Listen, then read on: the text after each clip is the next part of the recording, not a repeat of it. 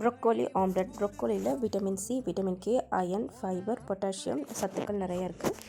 Broccoli எடுத்துகிட்டு அதனோட தண்டையும் சேர்த்து இந்த மாதிரி துருவி வச்சுக்கணும். 2 முட்டை.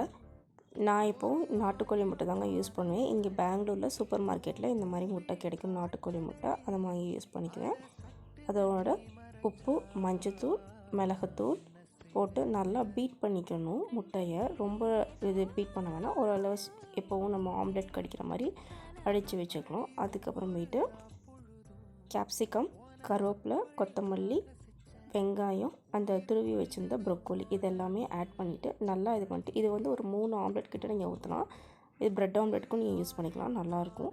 இதை நீங்கள் லஞ்சுக்கும் ப்ரிப்பேர் பண்ணி கொடுக்கலாம். வெயிட் லாஸ் பண்ணுறவங்க காலையில் சாப்பிட்லாம், பிரேக்ஃபாஸ்ட்டுக்கு சாப்பிட்லாம், ஈவினிங் பசங்களுக்கு ஸ்நாக்ஸ் மாதிரியே செஞ்சு கொடுக்கலாம்.